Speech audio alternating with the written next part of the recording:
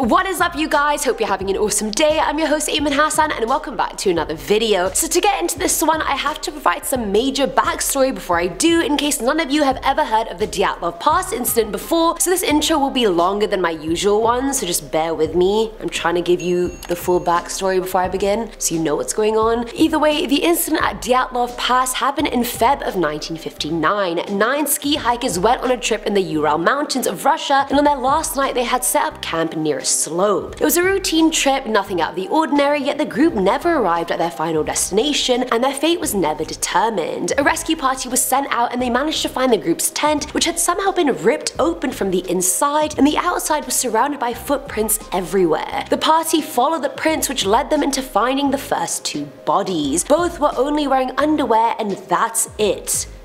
In the freezing cold. Now initially medics thought the cause of death was hypothermia, but as the remaining 7 bodies were found over the next few months, hypothermia just started to make less and less sense. One autopsy showed evidence of blunt force trauma, the person's skull was completely fractured, 2 of the other bodies had major chest fractures, and to put it in perspective, to cause someone that much damage, the impact would have had to be equivalent to that of a car crash. The 3 bodies had no external wounds to explain their fractured bones. One of the bodies with a fractured chest was also missing her tongue, eyes, and lips. Another 2 bodies had really high levels of radiation on their clothes, whilst the rest of the group did actually die of hypothermia. But the reason what really rushed the group out of their tent that morning inadequately dressed remains a mystery. So with that being said, these are the top 10 scary theories about the Dyatlov Pass incident. Starting us off at number 10 are the MANSI people. The group hiked to a height of 1,079 kilometers, and at that peak there were no other people around, as you can well imagine.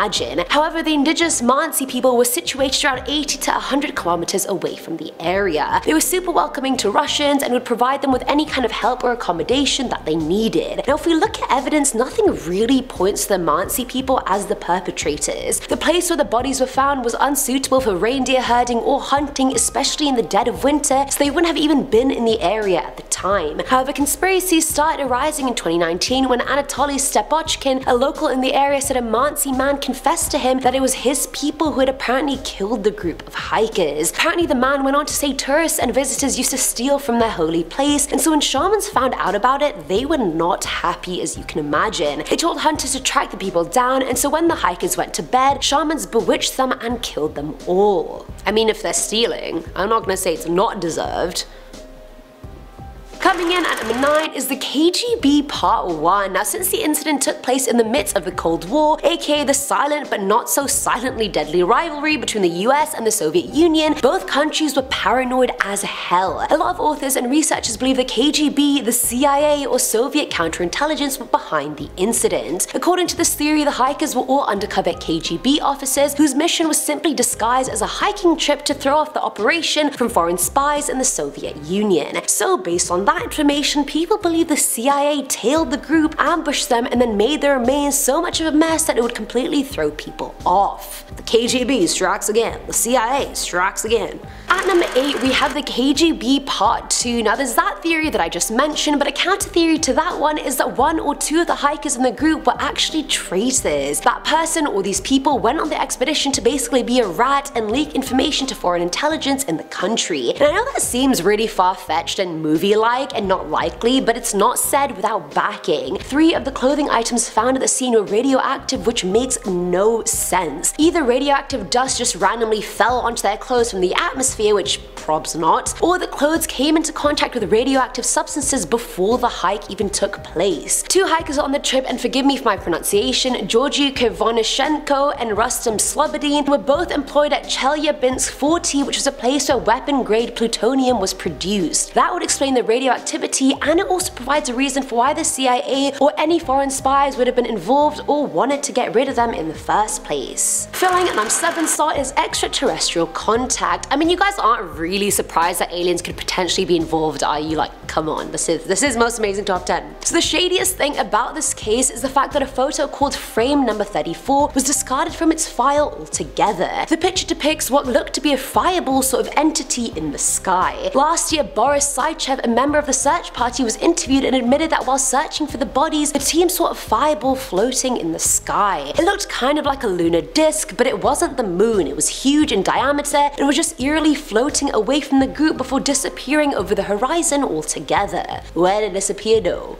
Where it at though? Now people think the fireball incident was never reported because they just didn't know how to explain it, and no one wanted to add more confusion into the already very confusing case. Advocates of this theory think a fireball emitted a beam of unspecified lethal energy towards the hikers, killing them slowly but surely. I mean, I don't know about that. Mitzi is not convinced. Now at number 6 is the Russian Yeti. I mean, I had to explore this as a possible explanation given the location of where the incident took place. It just kind of makes sense the way the bodies were found so scattered, how they were half dressed and whatnot, how they had fractured bones, like it points to them running from someone, or in this case, something. I know the Yeti is just a myth, but considering one of the hikers' tongue and mouth was missing from her mouth, like something must have ripped out this woman's tongue and mouth, and a Yeti is really not a bad guess. It also makes sense as to why so many of the files about the case still remain classified to this day. Clearly the Russian government is hiding the existence of something they don't want us to know about. In frame number 17 of one of the hikers' cameras, it literally shows this large dark creature lurking amongst the trees. Coincidence? I think not. Coming in at number 5 is an avalanche. Now this is not the most likely theory, simply because the area they were camped in was not an avalanche prone area, and the fact that the hikers' diaries reported thin snowfall. However, that doesn't exclude the possibility of a small scale avalanche. Say a portion of the upper layer of snow shifted, it could have easily rolled over the hikers like a slab of snow. That could have damaged the tent and created panic amongst the hikers who were now trapped under several feet of snow. And if you remember, I said the tent was ripped from the inside out, and that could be explained by this theory and the hikers trying to escape from the inside. Now also, the search party went to look for the expedition 4 weeks after the deaths took place, and any snow that could have come down in that time would have easily been blown off within 4 weeks, thus erasing any and all signs of a natural disaster having even occurred. Like the scene of the crime was just wiped clean, nobody knows. Nobody knows. At number 4 is the KARMAN vortex street. Now this theory claims infrasound is the reason behind the hikers' sudden and unexpected unpleasant exit from the safety of their tent. Just to preface, did not know infrasound was a thing. Maybe you didn't either. Now the wind phenomenon known as the KARMAN vortex street is literally known as the perfect storm. It involves a repeating pattern of swirling vortexes that creates a really terrifying sound that has been proven to induce irrational fear in humans that hear it. Now given the interesting dome shape of the mountain, the winds that blew through the pass could have been warped as they hit the dome and thus twisted and swirled into the phenomenon. Infrasound is a type of vibration in the air that is so low pitched that humans can't hear it at all, yet it causes shortness of breath, extreme dread, and loss of sleep. So scientists believe the effects of the infrasound mixed with the claustrophobia of being in a small tent could have unhinged even the most experienced hiker, causing them to act irrationally, leave the tent half clothed when they shouldn't have, and so forth. Filling at number 3 slot is the stove. Very anticlimactic, I know, but sometimes the most plausible theories are just so you're just gonna have to deal with it, people. Deal with it. So this theory points to the stove inside the tent as the reason behind all of this. It suggests that while making a meal, the hikers left the tent to escape the smoke, and the footprints outside the tent showed they were walking in quite a calm manner. They weren't running by any means. But then they also wouldn't have had to walk a mile to escape the tent. They could have easily just put some snow around it or just opened the tent for some ventilation. And they also wouldn't have left without their belongings, half dressed, if it was a stove, so something must have caused them to panic inside the tent to cause them to leave. Now the stove was found disassembled, so perhaps as they were removing the exhaust pipe, embers inside the stove reignited and smoke filled the tent within seconds. They try and control the flame, they cut the tent from the inside to vent it out, but it just doesn't work. It gets harder to breathe, they slash the tent and escape, and the burn marks on their body are all consistent with this theory. A lot of the members of the expedition also had blood around their mouths when they were found, and coughing up blood is a consequence of major smoke inhalation, so I mean, if the shoe fits, put it on.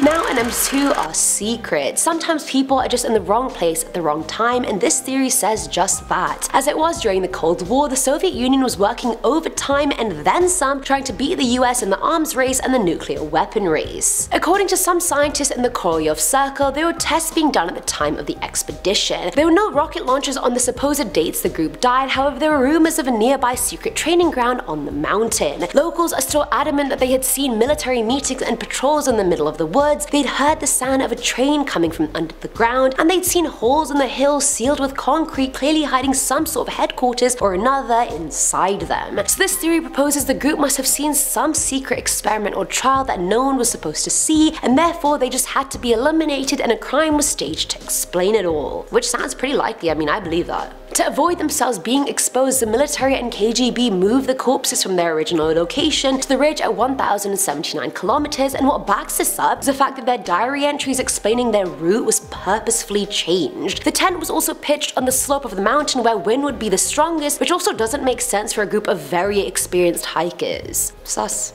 Sus indeed.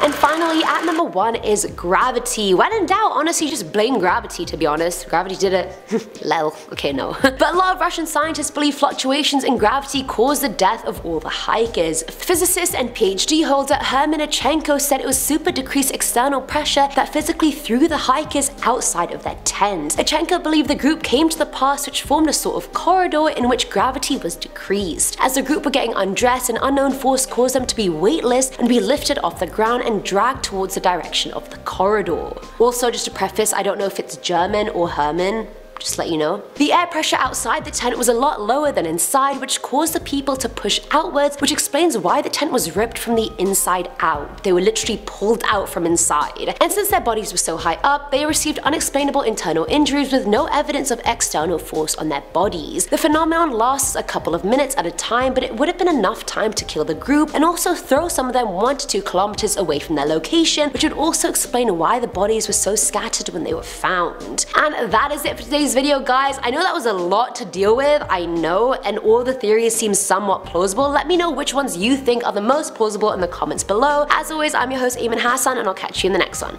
Bye! Also guys, look at my cute clip, it says my name. Hehe.